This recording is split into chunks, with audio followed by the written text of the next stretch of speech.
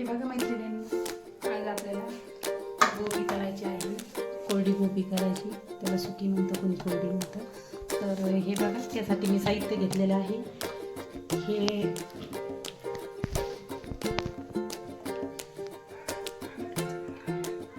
याच्यामध्ये शेंगदाणा पावडर आणि हे बघा, हे मिरची पावडर आहे. तर आपण याला खलबत्त्यात कुटून घेतलेलं आहे. तर आता चला, ही कढई गरम करायला ठेवली. तर आता कढई गरम झालेली आहे, त्यामध्ये मी तेल घालते.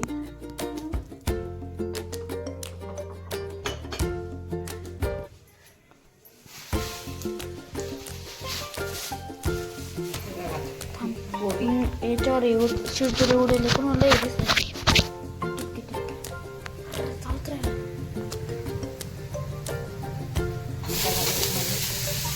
गोबी टाकते तळायला.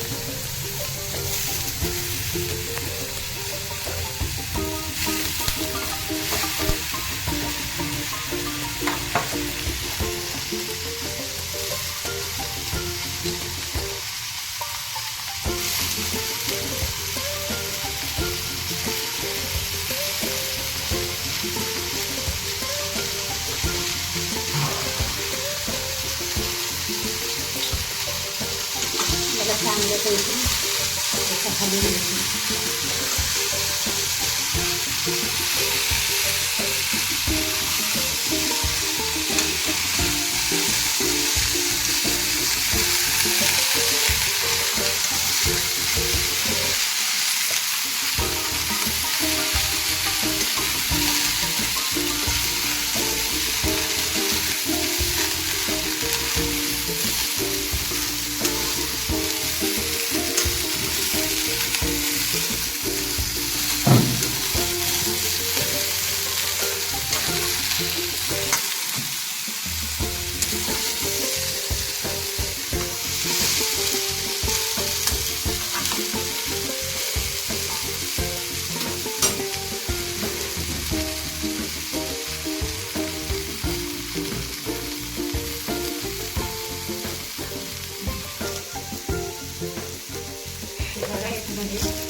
चवीनुसार मीठ घालायचं.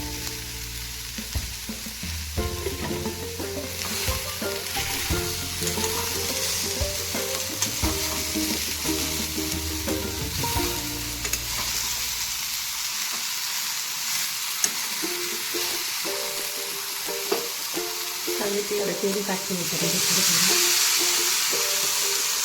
तेल आणि मीठ याच्यामध्ये समजी जर कोरडी गोबी तर छान लागते. त्यासाठी तेल आणि मीठ चांगलं तळून घ्यायचं आणि नंतर त्याच्यामध्ये तिखट टाकायचं. तर जरा चविष्ट लागते.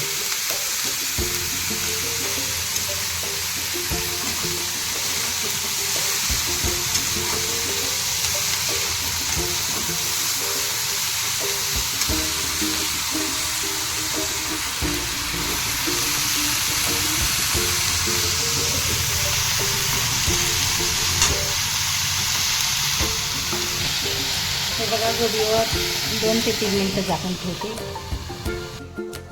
हे बघा, आता मी कढई झाकण काढते.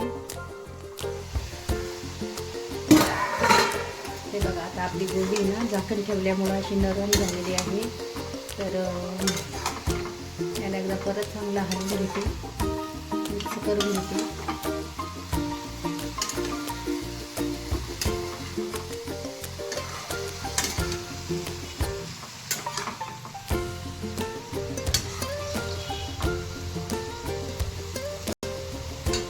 बघा, आता याच्यामध्ये मी शेंगदाण्याचा कूट काढलेला आहे. तर याच्यामध्ये कूट घालते. तुम्हाला हवे तेवढा कधी टाका.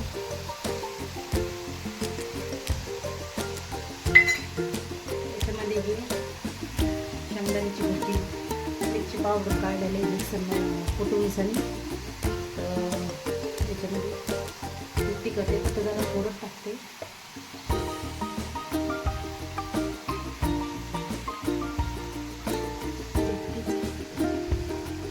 असं काढून घेते, मिक्स करून घेते. म्हणजे आणि तिखट आणि शेंगदाण्याचं कूट काढायला याचं चांगलं मिश्रण करून घेते.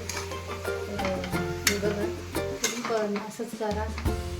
आणि करून बघा आणि खाऊन बघा कसं झालं ते नक्की कमेंटमध्ये सांगा. माझी रेसिपी आवडली असते तर लाईक करा, शेअर करा आणि नवीन असेल तर चॅनलला सबस्क्राईब करा. असंच नवनवीन व्हिडिओ तुम्हाला बघायला भेटेल. हे बघा आता आपली गोबी झालेली आहे. तर हे बघा कशी झाली ते कमेंटमध्ये सांगा. मस्त सुकी, याला सुकी गोबी म्हणते, कोणी तळून म्हणतं, कोणी कुरडी म्हणतं, आपापल्या भाषेमध्ये विचारतात. तर आम्ही याला सुकी तर गोबी म्हणतो. तर हे बघा हे अशी झालेली आहे. तुम्ही पण अशीच करून बघा आणि खाऊन बघा आणि कशी झाली ती कमेंटमध्ये नक्की सांगा. एकदा खाऊन जर पाहिजे ना तर तुम्ही हमेशा भाजी केल्यापेक्षा पोळीच गोबी खासून आता करून बघा आणि खाऊन बघा आणि कमेंटमध्ये कशी झाली ते नक्की सांगा.